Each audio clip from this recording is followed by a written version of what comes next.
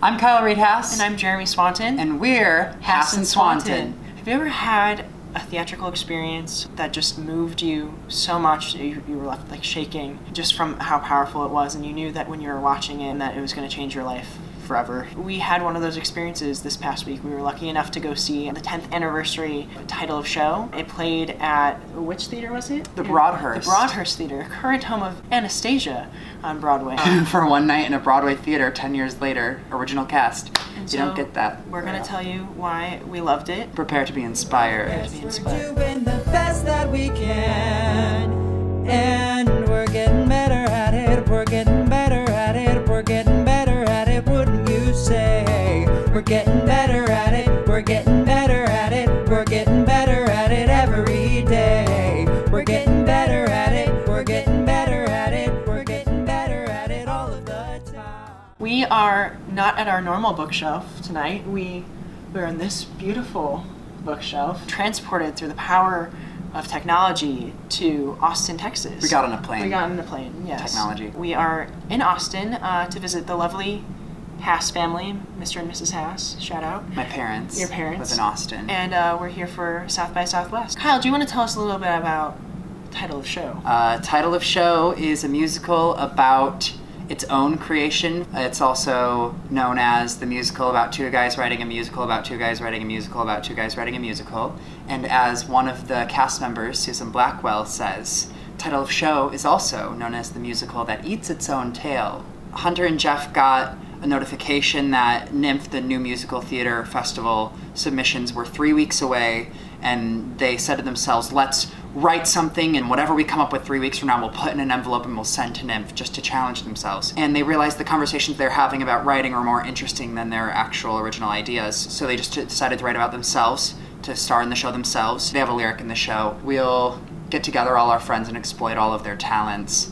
So they found their two most talented friends, Heidi and Susan, and they put them in the show with them, and the four of them just sat around and rehearsed and talked about the show and wrote songs and scenes together, and then those conversations became scenes and songs in the show. The reason why I think title of show was a hit was because they decided to get extremely vulnerable and extremely personal about the creative process, the experience of being a writer in musical theater, just about being an artist in general. If you ever tried to create anything or finish anything or commit to something as an artist, and especially do it with your close friends, which is what we do, the show will really, it cuts to the core. What I found most moving about the show was the fact that these four friends just came together and they wrote it together.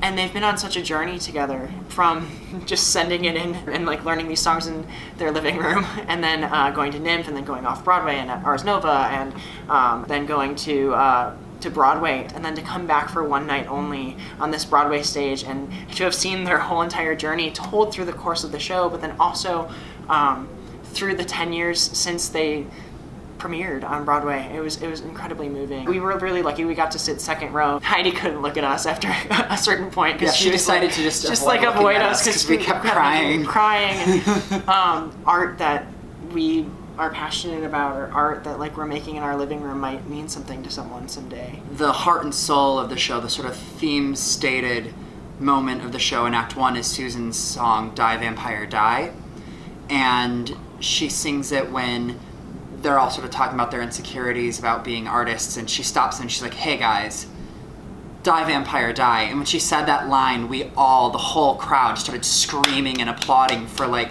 she had to shut the crowd up because people would not stop clapping. I always tell people this song is like prescribed medication. When I am writing and I feel like I have to stop because I have insecurities in my head, or I don't like what's coming out, or I've sat with an idea for too long so it's lost any interest that it might have for me, and I worry that I'm not good enough. This song is something that I put on, and by the end of the song, the way it makes me feel is like, okay, I got this, I can do this, I can keep going, and then I sit down and I flip my laptop back open and I keep writing because I listened to Die Vampire Die. Susan started crying while she was singing Die Vampire Die, and then the group kind of like helps her like gain her confidence again. She actually broke down, and the song got a big standing O. There were 3 standing O's during the course of the show. Not including the curtain call. It was unreal. If you've never listened to the show before, we highly encourage that you do listen to it. There's a link in our description below, so you can click on there to get connected. This is a show for anybody who's created anything. The struggle that it takes to get something up, but also the joy that you feel once you are successful, and then even the challenges that come from there. If you're looking for a sign to do your art, or you need some inspiration, this is it.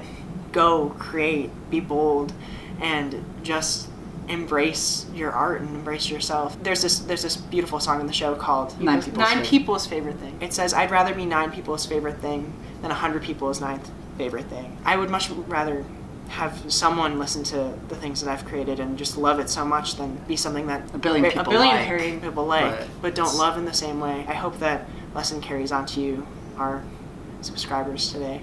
And I hope that you create. We're excited to see what you come up with. Yeah, you can listen to our musical. Let's shamelessly plug our show real quick. Our new musical, Contact High, the studio cast recording is available on iTunes, Apple Music, Spotify, Google Play, Amazon, literally everything. So go listen to it. We'll include a link for that. And share with us what you've been creating. We'd love to hear, and you can say something in the comments below or write us. Yeah. We'd love to hear what you're coming up with. Yeah, I'd love that. In title of show, they use Rice Krispie treats as a symbol for art that is unique and different, but special because it came from you.